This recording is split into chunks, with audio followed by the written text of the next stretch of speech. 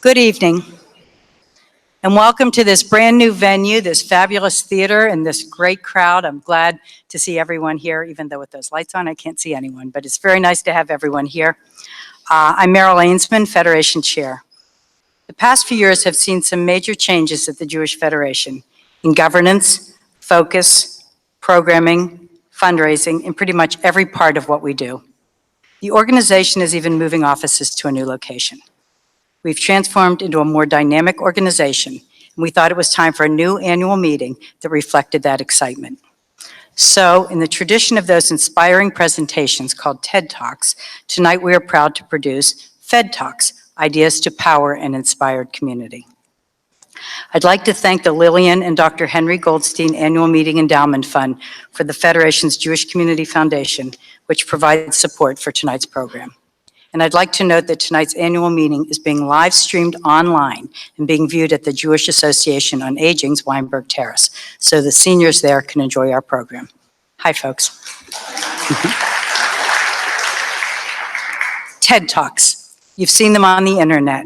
They feature artists and musicians, scientists and activists, and even comedians.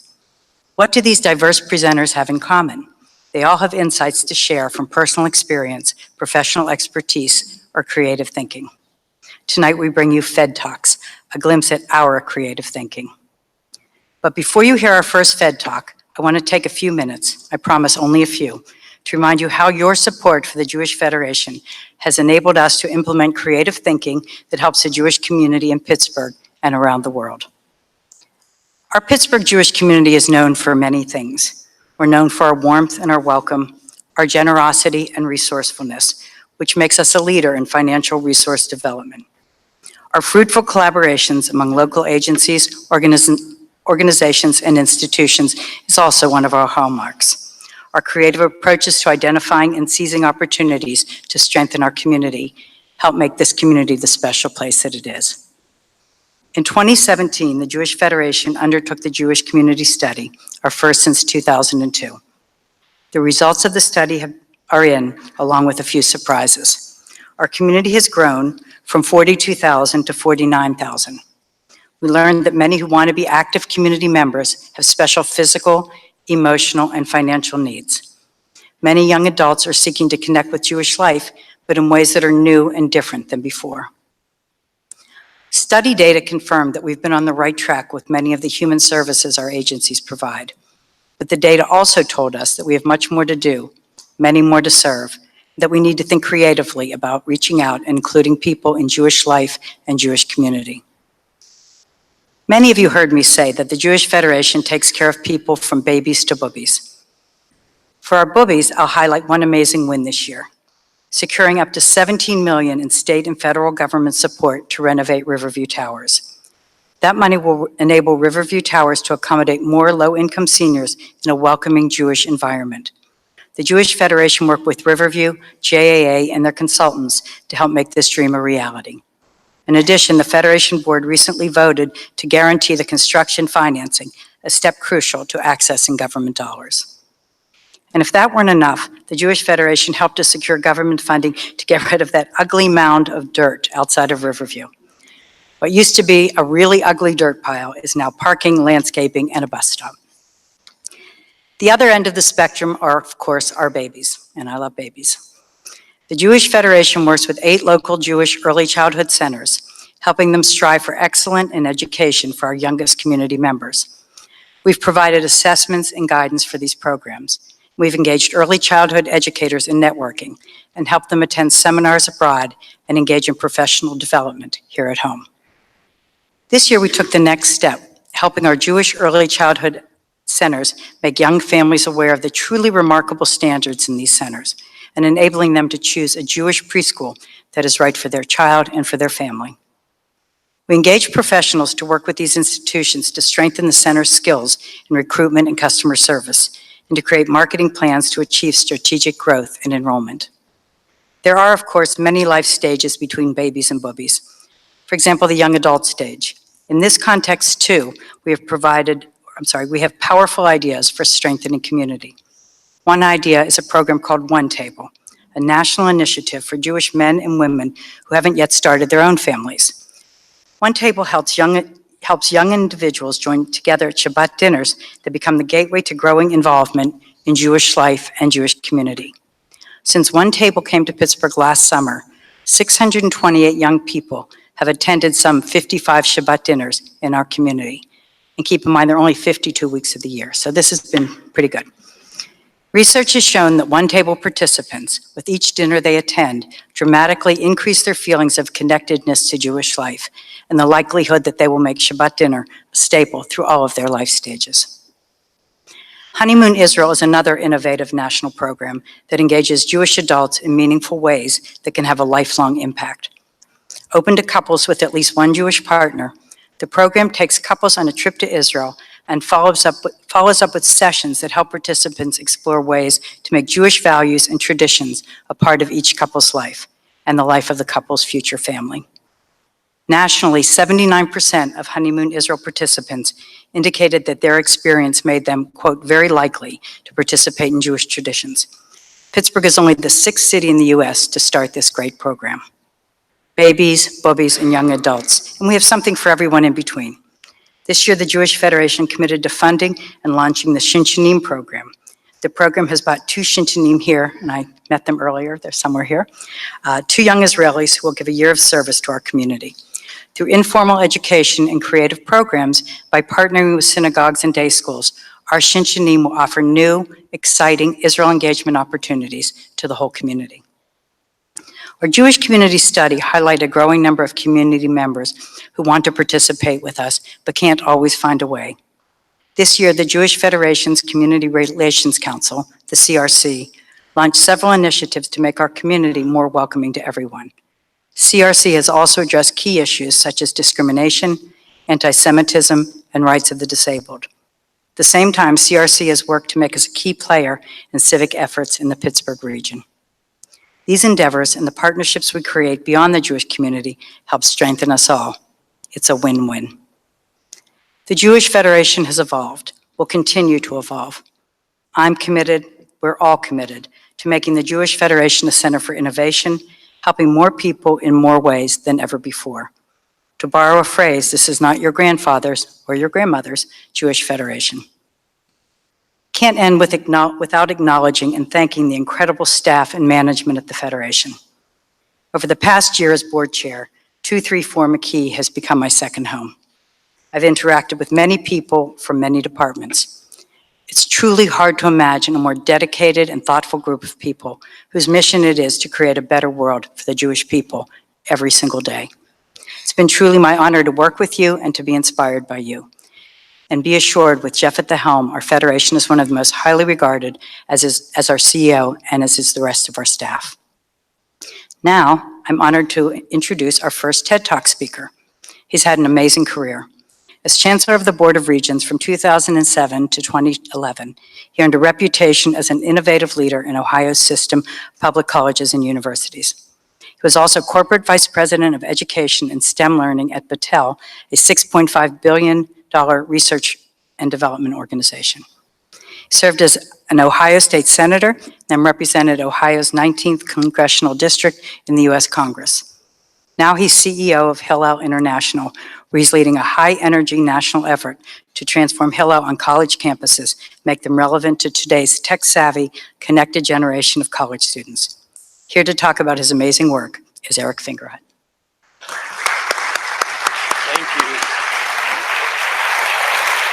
Good evening.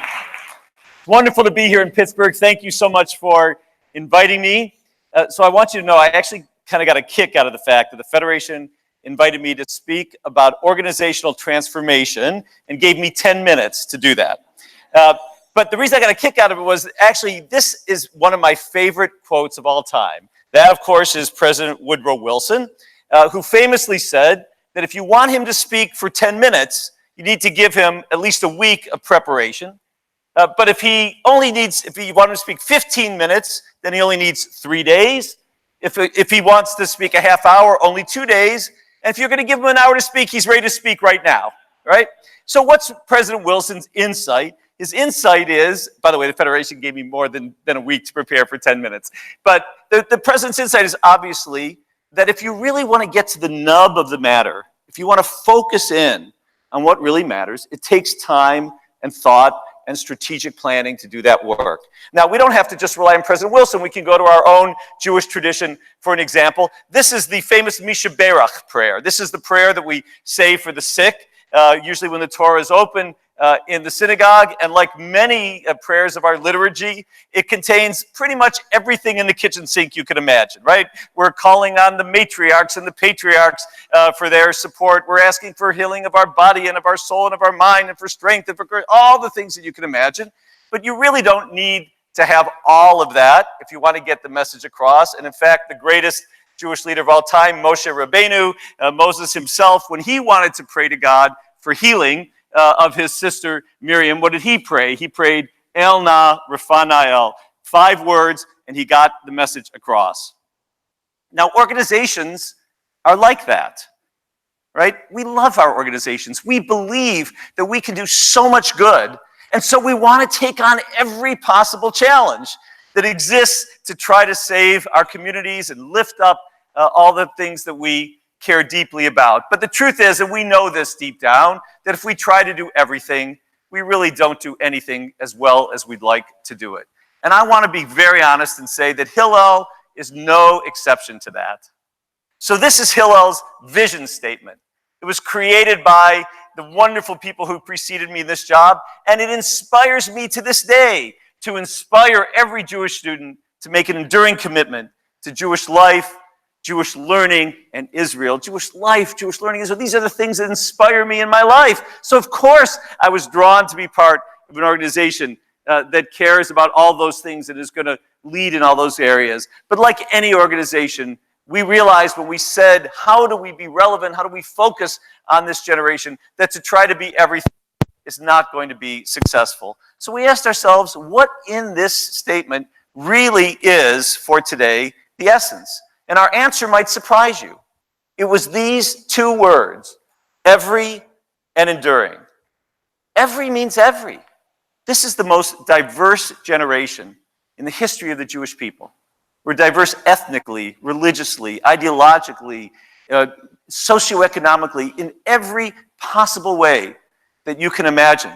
So if we're really going to engage every, we have to concentrate on who these young people are. Here's just a couple statistics. Some of them probably don't surprise you. Some of them might surprise you. Nearly 60% of the young Jewish adults on college campuses today are in interfaith families, are children of interfaith families. This is no longer a question. This is the reality of the students that we are working with and their background and their understanding. Nearly 20% of Jewish students on campus today identify as having some kind of disability that they're working to incorporate into their lives and to overcome. And this one may surprise you, but nearly 20% identify as Jews of color.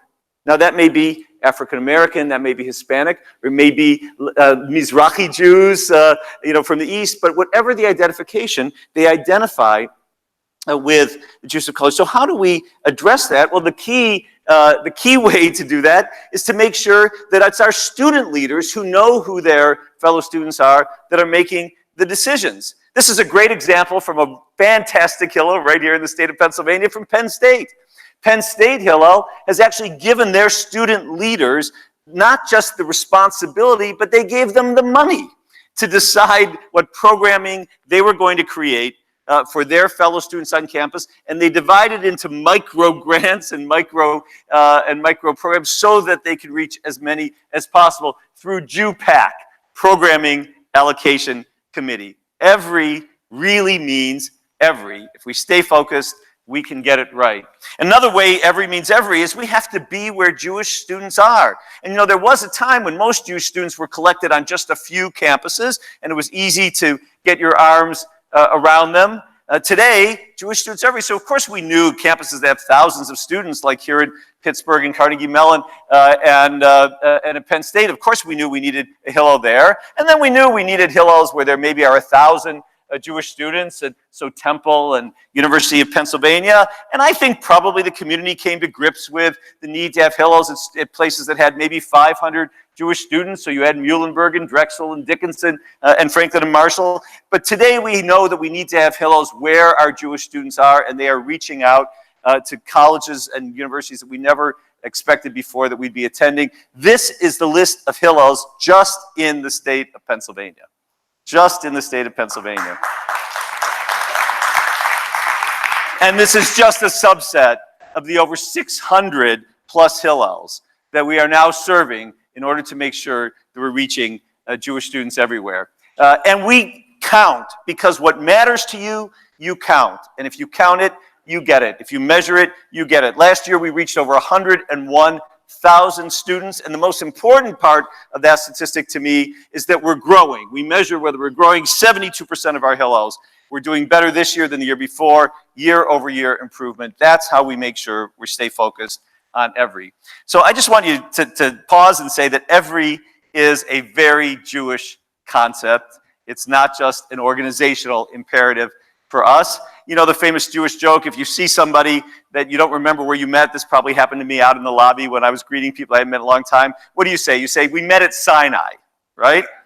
So what does that mean? What's that joke based on? The joke is based on a rabbinic midrash, rabbinic story, that says that it wasn't just the 600,000 Jews who left Egypt and found their way to Mount Sinai, who were there at the Revelation, but every Jew who ever lived and ever will live was in fact at the foot of Mount Sinai when the Torah was given. And so that's our job, right? To make sure that every Jew of this generation that's on our college campuses knows that they have a place at the foot of that mountain. Their name is there waiting for them, and our job is to make sure we fill it. But you know, if you ask most Jews about the experience at Mount Sinai, it's not the every that they think about. It's the enduring, right? It's the creation of the covenant between God and the Jewish people, the enduring covenant, the giving of the Torah that binds us together generation to generation. So how do we think about enduring? If every you can count and you know the diversity, but how do you think about enduring? And we have to especially think about the fact that this is an especially impressionable age that we are working with, right? Because until you go to college, if your family's involved in the Jewish community, then you're likely involved in the Jewish community. If your family goes to a synagogue, you likely go to a synagogue. If not, then usually not. But now you're making your own decisions, right? And you're not only making your decisions about Jewish life, you're making decisions about your life. You're beginning to think about who you want to be, where you're going to do it, who you're going to do it with, what you're going to study, what you're going to be what you're thinking that your careers might be. And so enduring to us means that we are in fact making sure that part of that identity that you are creating is that you're going to be part of the Jewish community. Now, how you express that, how you live that out will change as you go from your single years into your family years and other sectors in your life. But the goal is to make sure that you know that you are an enduring part, an enduring connection to the Jewish people. So the question that we like to think about, so how do you do that? Well, obviously, one of the, when you come to Hillel, you're going to get the things you expect, right? We'll have the social events, we'll have the Sabbath dinners, we'll have the holidays, but you're going to get more too, because you're going to be challenged to talk about and think about and engage in a conversation about what this means to you. So next week, when you come to Hillel for Rosh Hashanah, yes, we'll have apples and honey for you. And yes, we'll blow the shofar, and you'll have a service if you choose to attend. But you're also going to be engaged in a conversation about what will you do better this year? What does this holiday actually mean for you? How is this part of your Jewish identity? And when you come for Yom Kippur, of course we're going to break fast together, and of course we'll blow the shofar, and of course we'll participate, you'll hear Kol Nidre. But you're also going to ask, as all the Jews ask in shul on the afternoon of Yom Kippur, when we hear the prophet Micah and we hear his message, we're going to ask, what are we responsible for? How are we going to individually make a commitment and be responsible? And when you come on Sukkot, you're gonna celebrate in the Sukkah because it's Zaman Simchatenu. But you're also gonna ask, what is this feeling of home? Do I feel at home here? Where do I feel at home? And what is my responsibility to help others feel at home? And we're gonna do the same thing for all of the other holidays and moments of the Jewish calendar so that you can begin to articulate your own journey and your own identity and your own connection to that covenant at Mount Sinai. And now you might say, well, it's easy to count every. How do you count enduring? And the answer is that we actually do. We survey Jewish students, the largest survey of Jewish students ever attempted in this country for sure, and certainly attempted today, every other year. And the results of those surveys tell us what we call the Hillel effect. And that is, from the time a student comes to college to the time that they leave, have we deepened their connection to the Jewish community? Have we begun to achieve the goal of enduring? And so I'm so excited to be here in Pittsburgh tonight because I want to tell you that the #1 Hillel in the entire Hillel movement on the Hillel effect, proven, scientifically proven, that their impact on Jewish students is deep and lasting, is the Pittsburgh Jewish University Center.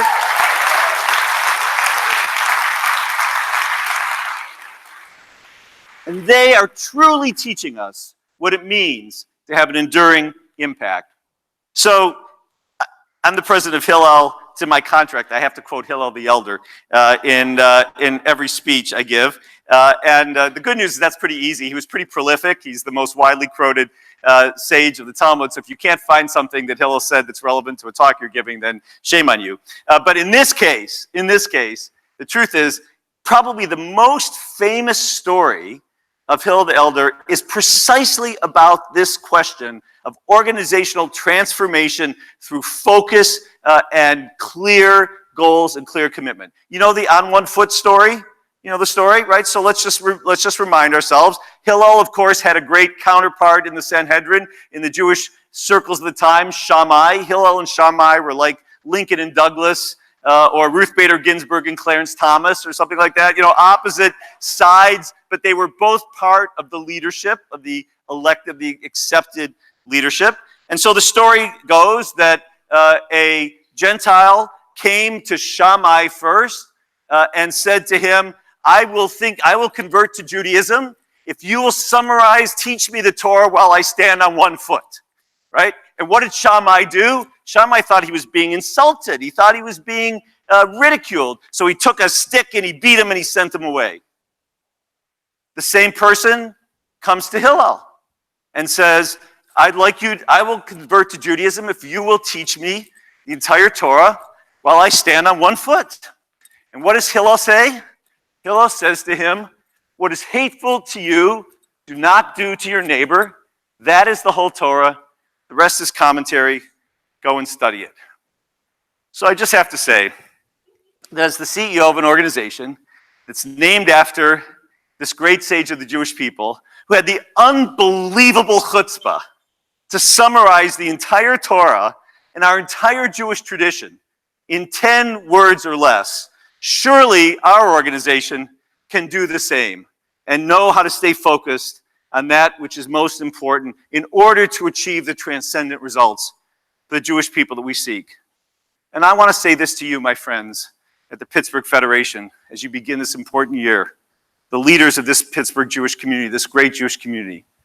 What's most important to you?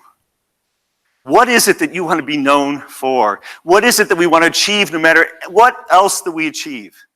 And if we ask that question, and if we answer that question, I'm convinced we'll achieve it, and you will build not only the future of the Pittsburgh Jewish community, but through your incredible efforts, you will build the future of the entire Jewish people. Thank you. Shana Tova U'Tuka.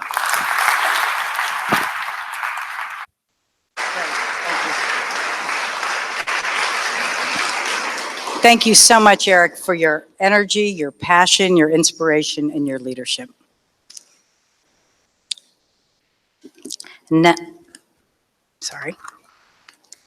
It is now truly my great pleasure to present the 2018 Emanuel Spector Award. I know we have some past recipients in the audience. I saw them. I won't name anybody because I'll forget, but it's so nice to see you here. And it's a testament to what this award means because it's given to people who are truly leaders in our community. And for those of you who have received it and continue to be involved, it's an inspiration to those of us who are just in the business of doing what we're doing at the moment. But This is the highest honor that the Jewish Federation gives to recognize exemplary community service by a community member. This year's recipient is Cindy Shapiro.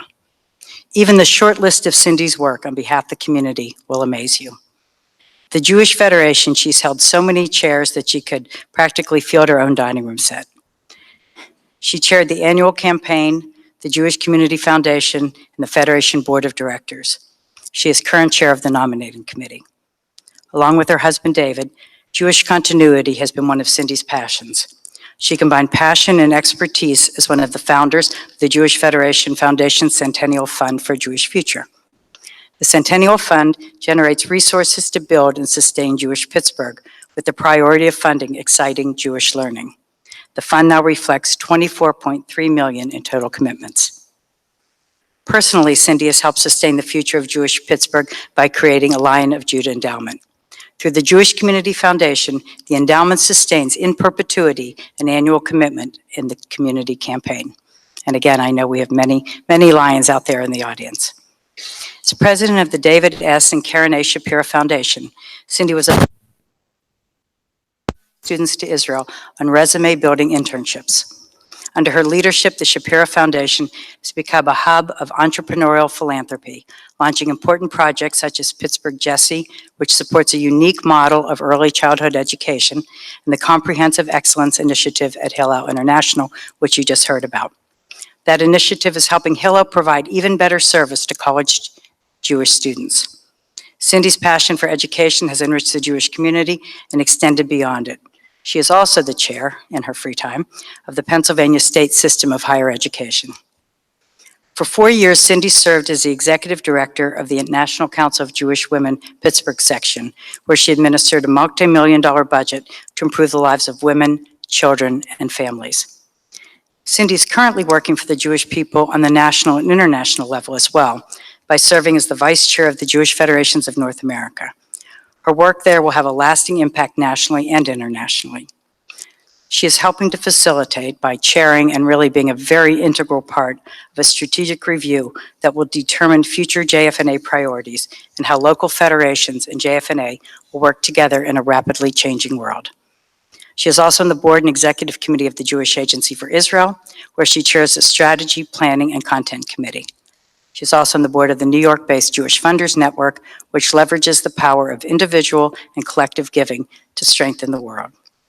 Closer to home, Cindy was named a 2017 Distinguished Daughter of Pennsylvania. This honor recognized her work at the state level to advance higher education and workforce development. It's hard to imagine how Cindy manages to do all this. And people say that all the time, but it really is hard to imagine how Cindy does this. But she does it all with passion, dedication, commitment to measurements and outcomes, and a high, high degree of competency. She's also a really, really nice person. With all that in mind, may I point out the actual wording on the plaque?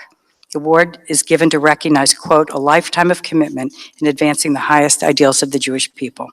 What a fitting tribute to Cindy Shapiro. Cindy, please come in to receive your award.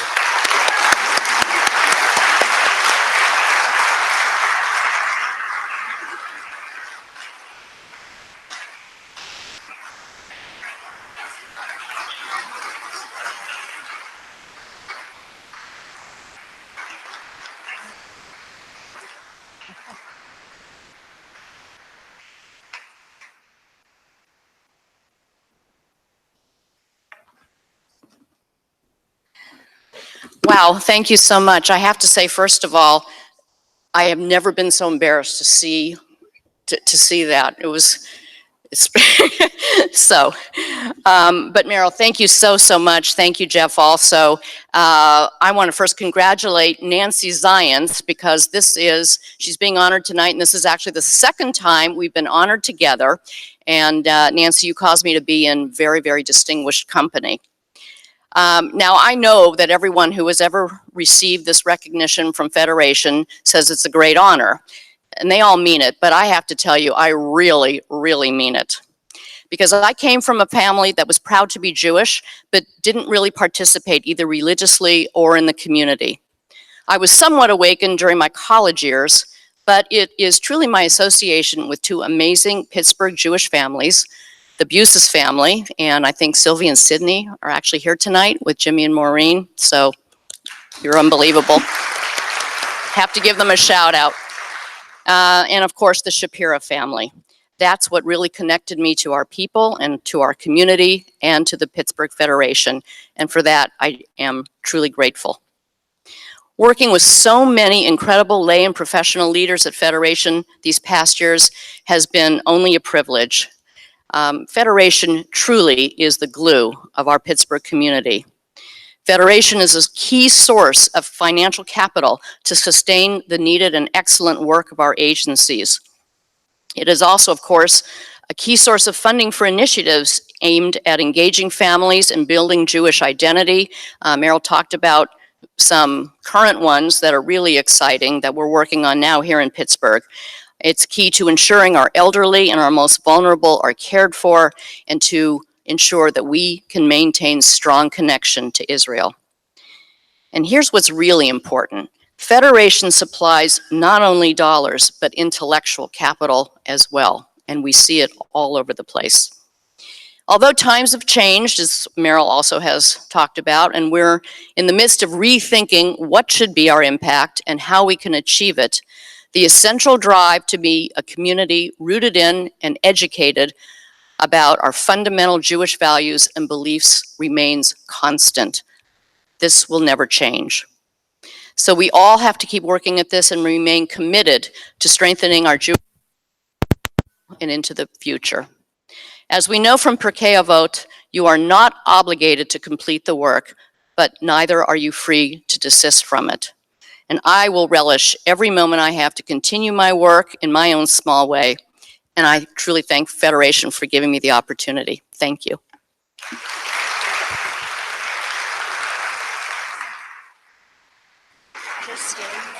Yeah. Thank you, Cindy. And your words were beautiful as always. I'd like to ask you to stay for a moment as I remind everyone that you're the current chair of the Jewish Federation's nominating committee. As a result, we now have the interesting situation in which the Specter Award winner will change hats, as it were, and give us a report on the important work of the nominating committee.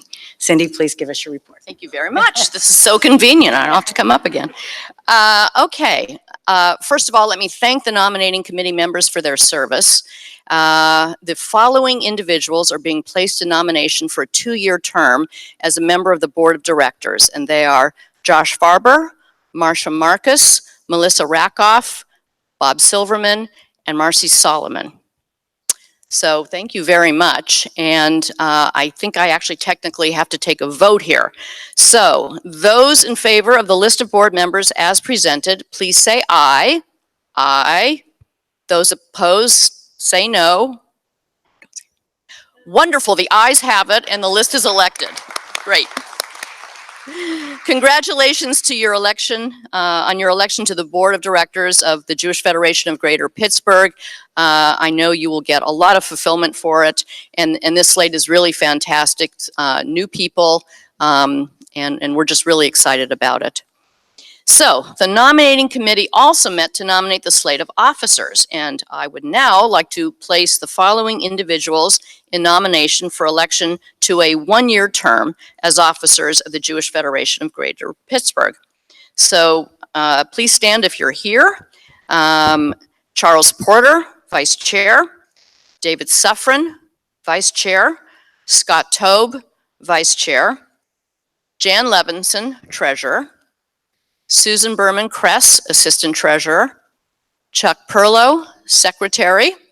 And Linda Joshowitz, Assistant Secretary. I now ask that only the members of the Board of Directors vote on the slate as presented. Those in favor, please say aye. Aye. Any opposed, say no. Terrific. The ayes have it, and the slate is elected. Congratulations, officers. We appreciate your service, and I think that concludes the nominating committee report.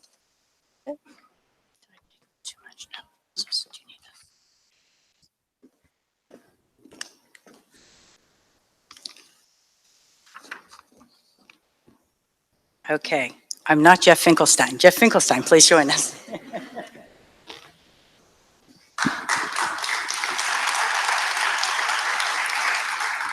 Merrill is correct. You cannot see a thing from here. So I am Jeff Finkelstein. I am the president and CEO of this great Jewish federation, the Jewish Federation of Greater Pittsburgh.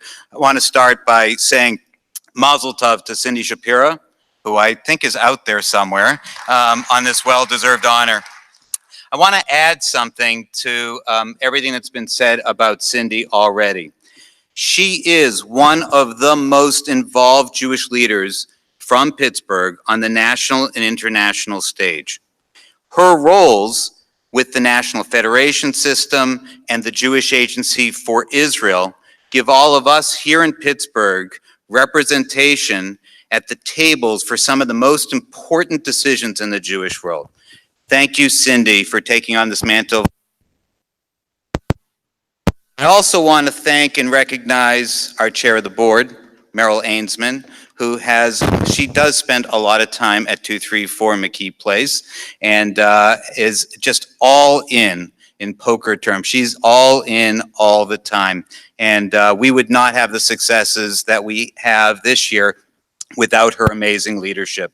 A quick thank you to all of our Fed Talk speakers. It's an amazing feat to do what you did tonight. And lastly, because I could see from the corner, there are a lot of great Federation friends and past chairs of the board. I do want to recognize my predecessor, Howard Rieger, who's here, who spent 24 years as our Federation executive. So now I have the pleasure of giving my Fed Talk. Merrill said that TED Talk speakers are, among others, comedians. I promise no stand-up tonight, but I will give you some reasons to smile. Also, I'm going to use some notes, which not all of our Fed Talk speakers do. As you've heard, this year, our Federation, informed by data from our Jewish community study, embarked upon several new initiatives. These things don't happen in a vacuum. They happen because of the generosity of our donors and through the support of important corporate partners and foundations. So here's something to smile about. This year, the Jewish Federation secured approximately $45.9 million in total financial resource development.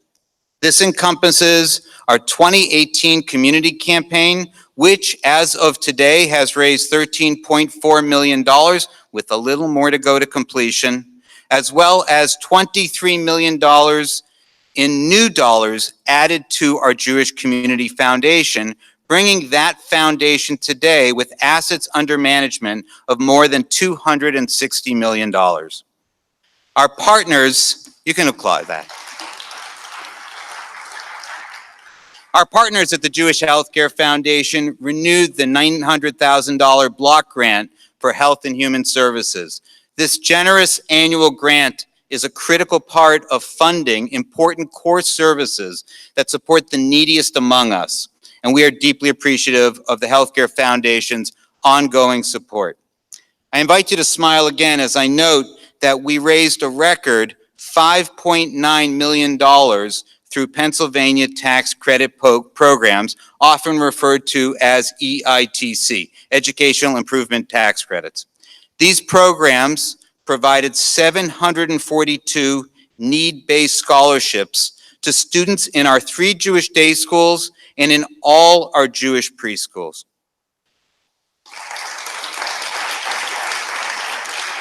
This program benefits not just our children, but also the corporations who participate. If you own a company or you work for a company that pays state income tax, please let us know. By the way, if you've been to the annual meeting before, I make the same pitch every year. You may be able to take advantage of the EITC's significant tax incentives. You may be able to advance Jewish learning at little or no cost to your company. Allow me for a moment just to step back and revisit the topic of our Jewish Community Foundation. The foundation is our insurance for the future, building endowments that assure a steady stream of funding for services and programs in the years to come. Along those lines, I invite each of you in this room, I wish I could see you, in joining me in establishing a legacy fund, which enables you to endow your annual community campaign commitment and create your own living legacy. The Legacy Fund can help ensure that this community, which has been so important to you, will remember you as a benefactor who added to its strength in perpetuity. You don't have to leave a large gift to make a difference, and there are many ways to leave a legacy no matter your age. Our foundation staff experts are able and available to explore all the possibilities with you. Now, let me tell you something at the Jewish Federation that you probably don't know and you probably won't see, but hopefully you will feel its impact. The Jewish Federation's reach has grown significantly in recent years. Any organization striving to be the best it can must constantly assess itself. This year, the Federation convened a governance task force to look at how we operate, at what's working well, and as we say in Pittsburgh, what needs updated. The task force recommended that we engage a smaller board of directors to work on high-level strategy, and that we establish a governance committee to continually gauge our progress. It will take 3 years to implement these changes to our bylaws, but we are well on our way to achieving more effective governance. This is all about ensuring that your federation is best in class in terms of operations and governance. I'd also like to focus on a federation program that's just 1.5 years old, but doing a lot of new things that can literally save lives. The Community Security Program, initiated by the Federation last year, takes proactive measures to mitigate security threats. The program, funded by our Federation, benefits and serves every, and I mean every, agency, organization, synagogue, and institution in our Jewish community. Our security director visits community facilities to assess security procedures and make recommendations. He assists with grant proposals to fund needed upgrades, and he works with law enforcement and first responders. This year, he, that's Brad, has conducted training sessions for more than 4,000 Jewish organization staff members and others in our community. We hope, of course, that this training will never be needed, but we can't afford the risk that it will be needed, and we're unprepared. As Merrill mentioned earlier, and there was a slide of them, I want to take this moment to introduce 2 new members of our community for this year. Hadar and Raz, and if you're here, if you can stand and people can look back and just you can wave. These are our new Shinchinim.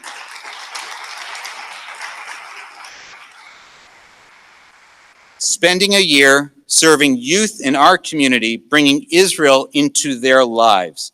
It's a brand new program, as Merrill said, for Pittsburgh, and I'm excited that our Federation was able to make this happen. Hadar and Raz, good luck to you. We have a lot of work to do. We look forward to partnering with you. Our world has changed.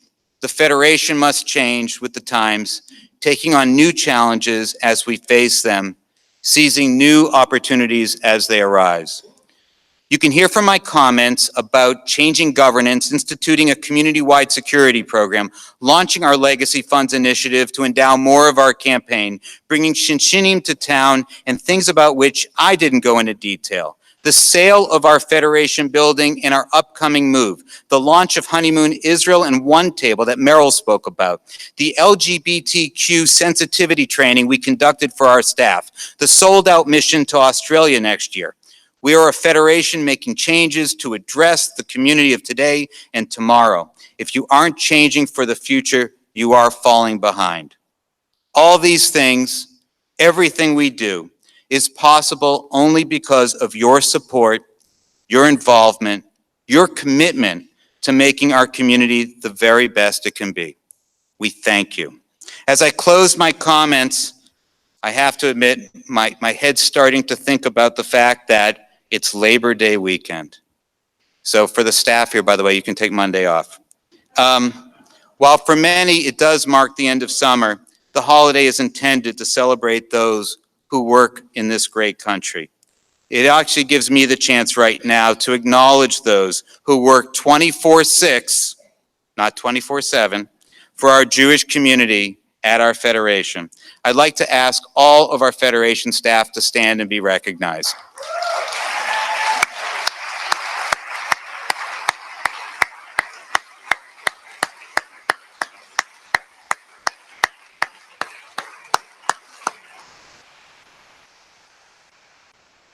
Now we're going to transition. Our next Fed Talk speaker is a proud new Pittsburgher.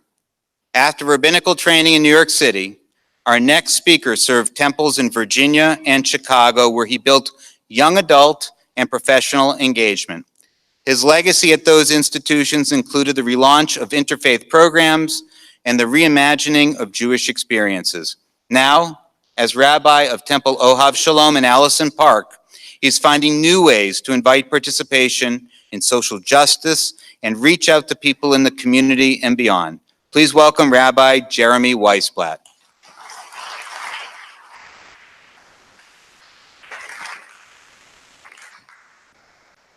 Three years ago, I was living in the city of Chicago, one of the most diverse cities in the country, working in one of the largest synagogues in the city.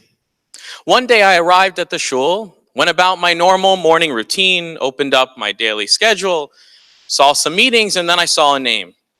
Just a name, nothing next to it. So I thought, okay, I went, knocked on the door of the administrative assistant's office, and I said, Lori, can you tell me what this meeting is about? Why am I meeting with Chris?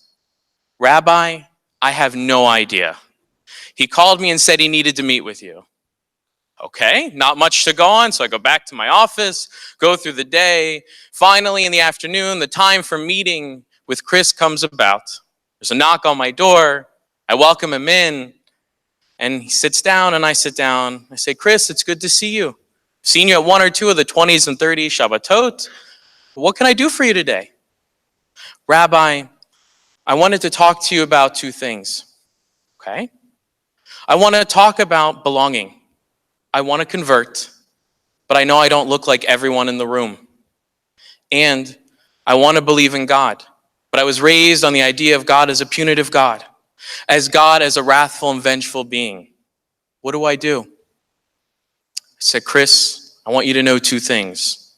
First, I want you to know that I believe God created us, that we are created B'Tselem Elohim, the image of God. Each of us is a reflection of the divine. And that I don't believe in a vengeful God. I believe in a God of compassion, of partnership and comfort. That this God I found through the work of Rabbi Bradley Artson, who helped me, I believe can help you. So he says, okay, I'll go on this journey with you. We begin to study. And our relationship continues to grow, and I see him not just at Shabbat, but all these other events and programs. And then our relationship changes because I move here with my young family. Here in Pittsburgh, as I'm getting my feet wet in the North Hills and the months go by, we stay in touch a little bit till finally a letter arrives in the mail right around Hanukkah. And I kind of call it a Hanukkah miracle because I open it up, it says, Rabbi, I finished my conversion. I'm a Jew. Thank you. I couldn't have done it without you.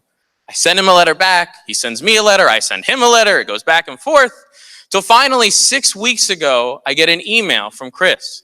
My heart stops. Something must be wrong. Why is he emailing me every time I get a letter? So I open it up. Rabbi, I'm moving to the East Coast. I'm going to be a Jewish professional. I've been hired by the Union for Reform Judaism. This, I believe, is audacious hospitality at its best. That we need to welcome people in, that it's for everyone or it's for no one. And what I've specifically been invited here to talk about is welcoming in that generation that we're told, the generation that I'm a part of, is unaffiliated. Generation that we lovingly call millennials. There are three steps I believe, to creating success with this generation. Number one, stop calling them millennials. We don't like it, most of us. I don't like it. It generally has a negative connotation, and as you can read, are you one of those millennials who are ruining everything? But we're not. You see, this generation is the most disconnected generation, most isolated generation that has ever existed in the history of humanity. Think about that for a second. As connected as we are on our devices, each and every day in social media platforms, we are yearning for something. We are yearning to be connected. So a company you might have heard of that's pretty important in the social media space decided to try something new last year.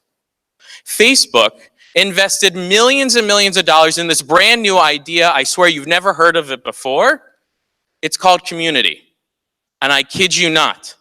It's called communities, and the idea behind this community is they found people were getting lonely.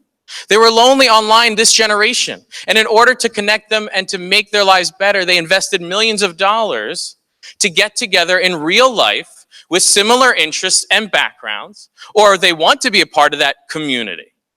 Sound familiar? We've been doing that for a few thousand years, the Jewish community. But that's step one. Step two. Don't call us millennials. And step two, community. We've got to get together. Getting together in space, gathering, is so important. But it can't just be a buzzword and say, hey, come out to this event here, come out to that event here, without any connection. Because just like you, and each and every one of you in this room, we have 168. 168 hours each and every week. It's a finite resource, if we are so blessed to have that. And we spend it wisely. And this generation that's supposedly disconnected wants to be connected, is yearning for something. And they're not going to spend those minutes, those hours of that 168 chunk for the sake of a community that isn't doing the last part. And that is meaning. Putting Torah, putting meaning, putting a purpose at the center of what we're doing. In a book, The Art of How and Why We Gather and Create Community, author speaks that you don't just get together for the sake of getting together. Especially this generation that has access to everything it could imagine, all this information. If it's a bust, you'll hear about it on Yelp. You'll Instagram it really quickly. It'll be on Facebook. It'll be out there and it'll be texted.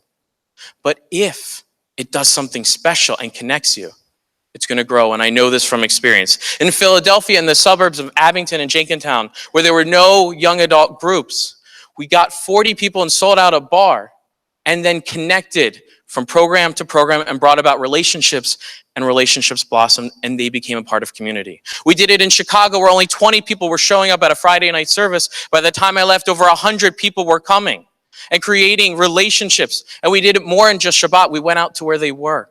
We did Torah studies together. We did social justice work. And we're doing it here in Pittsburgh in the North Hills. I know when I say the word the North Hills, we don't think of that as the hub of Jewish life. And I've learned that now crossing the bridges and the tunnels. But Jewish community out there is growing. I get calls almost every week with families and people seeking community and hearing what we're doing out there and saying, we want to be a part. We're finding meaning. Al tifrosh min hatzibor. Our sages said 2,000 years ago, do not separate yourself from the community.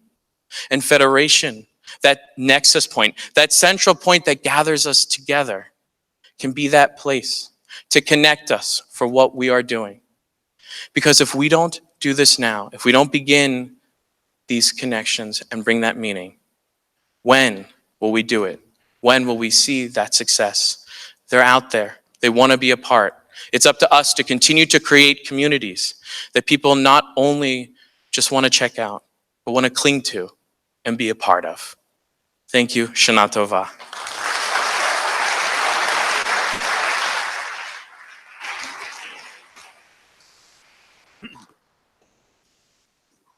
Thank you, Rabbi Weisblatt. Now, it's really a pleasure for me to present the Doris and Leonard H. Rudolph Jewish Communal Professional Award. The award recognizes the exceptional commitment of a Jewish communal professional.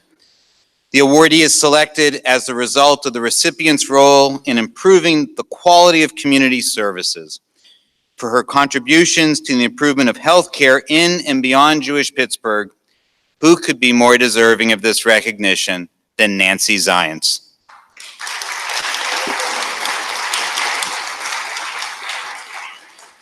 And just to pause before I talk about Nancy, I know that there are several members of the Rudolph family here. Thank you for being here and for this tribute to your parents and grandparents.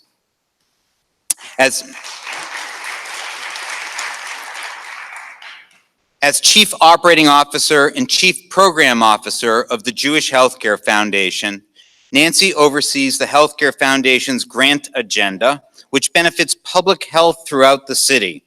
She was a driving force behind the creation of the Squirrel Hill Health Center and the Squirrel Hill Community Food Pantry, both supported by our federation, by the way. She's an active volunteer at the food pantry. Her defining passion, however, relates to our aging seniors. Her work for the elderly has gained her a national reputation as an expert and an innovator. Nancy has advanced community-based care options that allow seniors to remain in their homes safely and found ways to use technology to help the homebound participate in community. She has worked to improve the quality of nursing home care and help nursing homes prevent avoidable hospitalizations. She has encouraged end-of-life care that reflects the preferences and meets the needs of patients and families. Nancy is a past member of the JFedPGH Advisory Committee, a current member of Federation's Aging and Human Needs Commission, a Federation campaign solicitor, an active member of Congregation Beth Shalom, and a lifetime member of Hadassah. I'll add, she davens a mean mincha as well. Please congratulate Nancy Zients.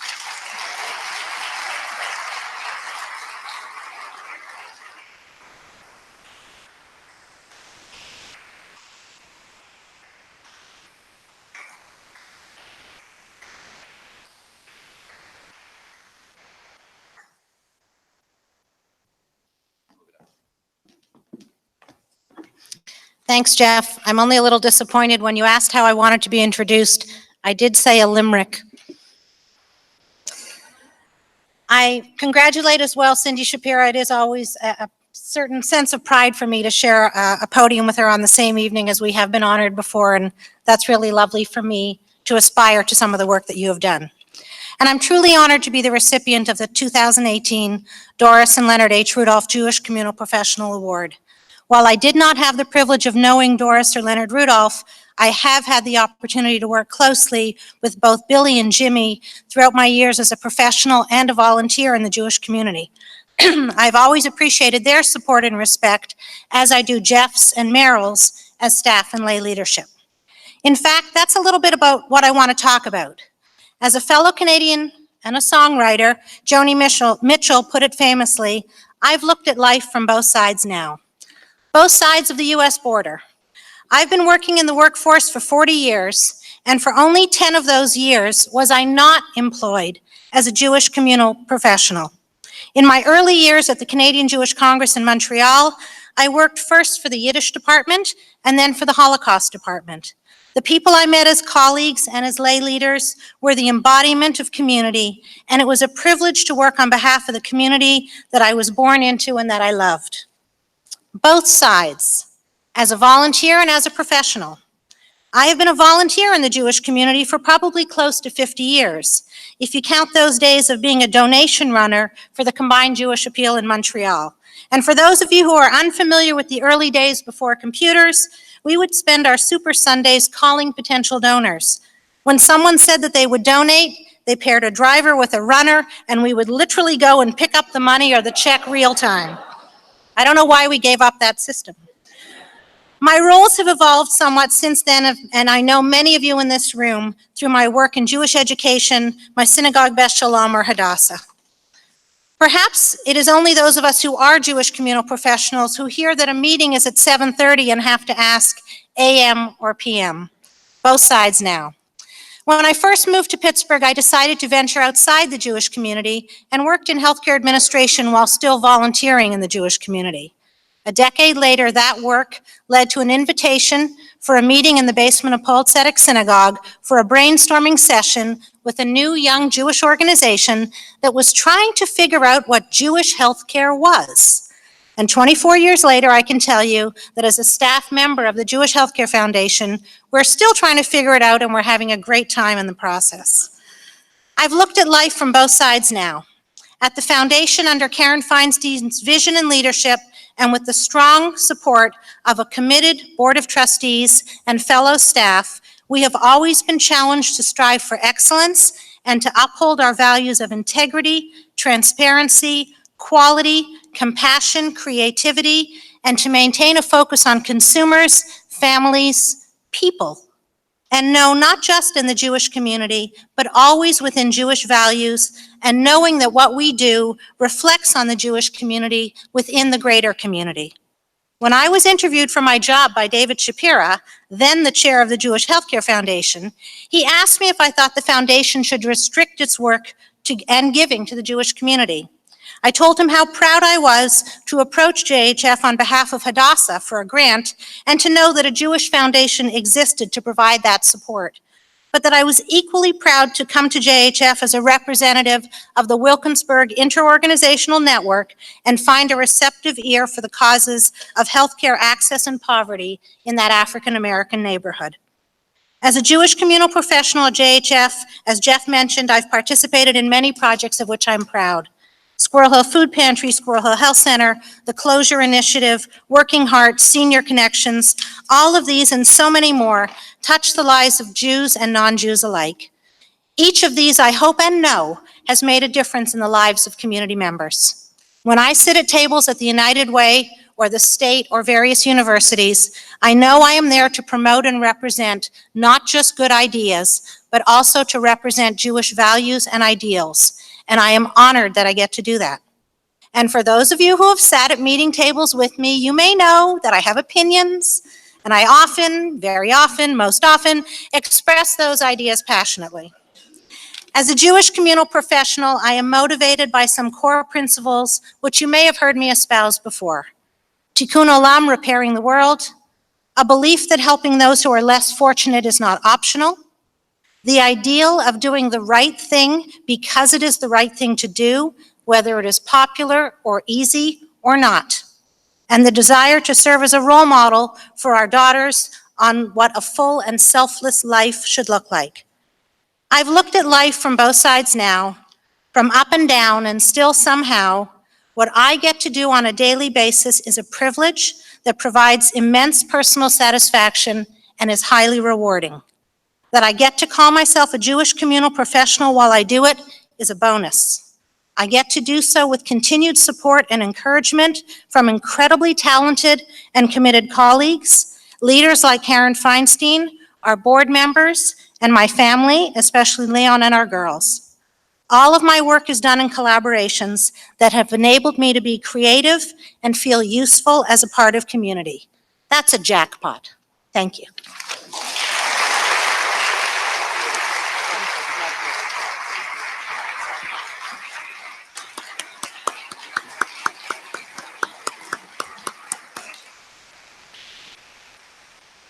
Once again, I extend a personal hearty mazel tov to our honorees, really two very, very worthy people.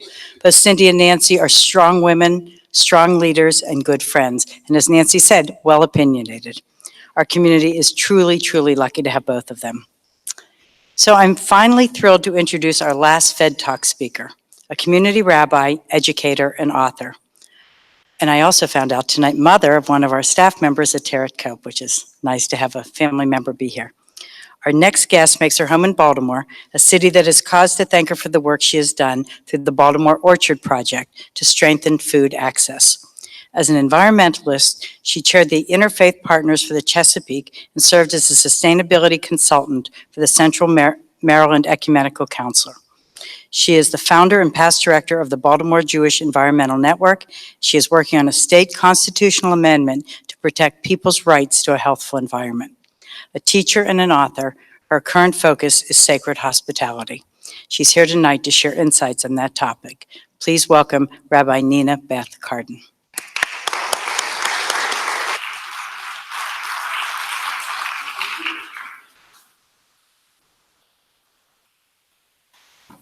Being third speaker, you'll hear some common threads that I will reiterate and emphasize from the other speakers as well. Each of you here tonight, can you hear me now? Yes. Each of you here tonight is a steward of the Jewish people. You are the ones who have stepped forward to hold in your hands the future and well-being of your Jewish community. So you know even more than I that these are no easy times to be a leader. These are times of unprecedented change, as you've been hearing again tonight. Whether we look at the ways we affiliate, the ways we age, buy, communicate, organize, learn, fundraise, farm, the ways we look at gender, family, news, our diets, energy sources, we see that this is not only no longer our grandparents' world, or even our parents' world, but for those of us of a certain age, it's not even our world, the one that we grew up in. I tell my children and others of their generation that I am an immigrant in their world, that I speak with a digital accent. And I suspect that all too soon, even they, our children, will be cultural immigrants in a rapidly changing world of the next generation. So with things in such flux, how do we plan? How do we prepare? How do we predict? How do we build so that we create a way and a place for the Jewish community to thrive? I suggest it is in large part by looking inward, by responding to the thrumming, humming, constant yearning of all our lives. For what we seek today is in truth no different from what our ancestors sought when they long ago built our ancient traditions. We each need to be called, we each need to be wanted, to be welcomed, to be valued, to be loved, to be part of something much bigger than ourselves. And for the Jewish community to be that place that successfully and deeply responds to these needs, you must be a community of radical hospitality, or as we used, I think audacious hospitality was the phrase you used before. Hospitality, I know, is a tame, bland word these days, but we need to reclaim it and revive it. For hospitality is at root the essence of how we live in the presence of each other. It is the spaces that we make for each other in our hearts and our lives. Hospitality is a way of opening ourselves to meeting the other in moments of their social, emotional, spiritual, and material needs. It is to say to the other, come in. Come in with your passions, come in with your pain, with your questions and your needs. Come in with all you are, and we will sit down together. So how do we do this? How does the Jewish community imagine and live out radical hospitality? I want to offer 3 images from our tradition that, though discrete, together form nested circles of ever-deepening layers of hospitality.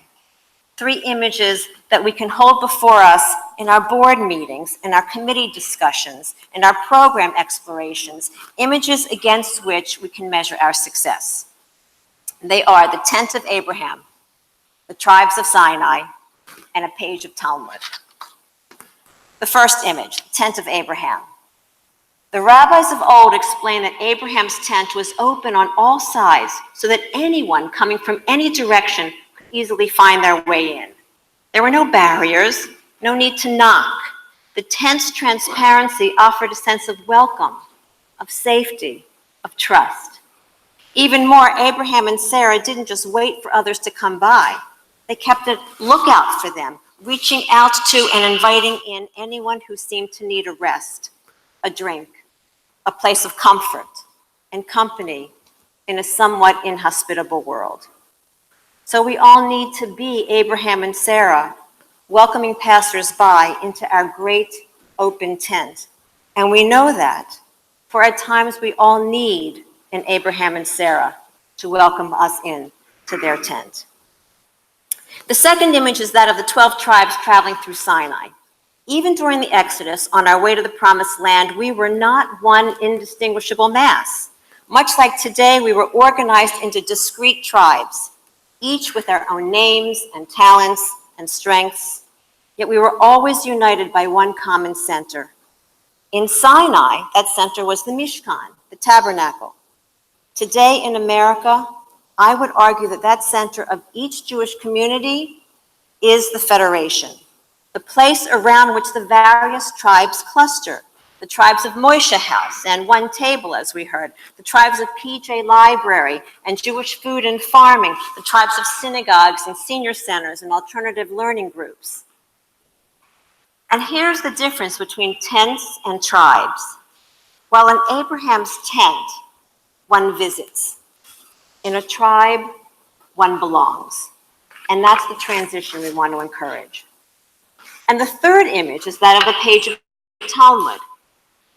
I see this page as a table around which are gathered the most colorful, exuberant, diverse collection of sacred voices. Rabbis and layfolk, kibitzers and commentators, mothers and muses, and you and me. The Talmud is often mistakenly thought of as a book of answers, but in truth, it is a book of questions. Even more, it is quintessentially a book of arguments, family arguments, arguments for the sake of heaven that we are all encouraged to join. It's an ongoing, never-ending, multi-generational quest for the meaning and purpose of life, spoken in a Jewish key. And it is at these conversations where Judaism is forged generation after generation. And the beauty of this image is that it reminds us that we all have a seat at the table, that each voice is not only welcome, and that's often complicated, sometimes messy, and almost always multivalent. And this image of a raucous, sacred conversation to which we are all invited can be translated into action, recreated in every boardroom, every budget discussion, every program. These then are the three circles of ever-deepening Jewish radical hospitality that should animate us to engage others so they are eager to visit in the tent, to engage others so that they are eager to belong to a tribe, and to engage others so they are eager to join us in this eternal, sacred, raucous conversation. And in the end, we will all be better for being part of this great conversation. May you, your loved ones, your community, enjoy a Shana Tova U'Mutzlachet, a year of grace and goodness and success. And before I end, I must offer one special blessing from my beautiful daughter, Ateret, who is the events coordinator for the Federation and helped put this together, and who is due to give birth to her first child in 3 weeks, and did all of this fully pregnant. Ateret, sweetheart, wherever you are, I love you, and I'm very proud of you. Shana Tova.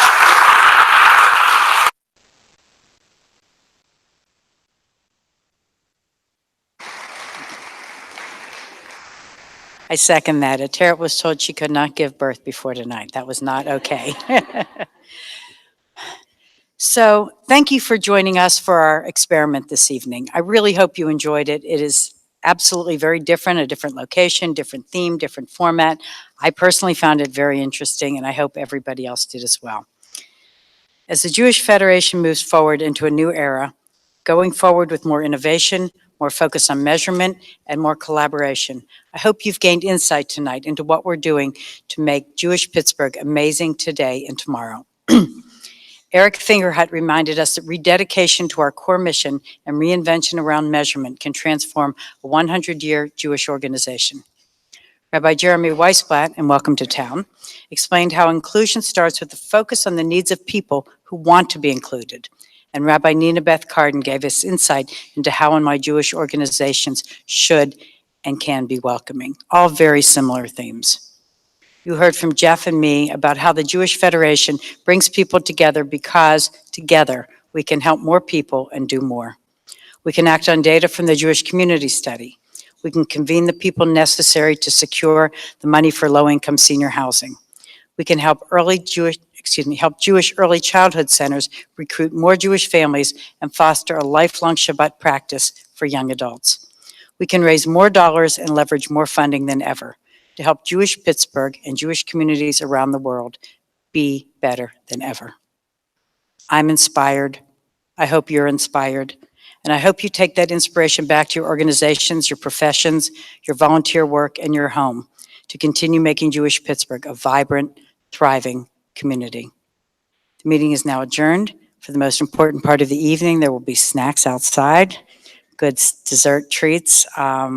And I just want to thank the TED Talkers again. You were really exceptional. It was an experiment, and I think it was a really, really good one. So enjoy.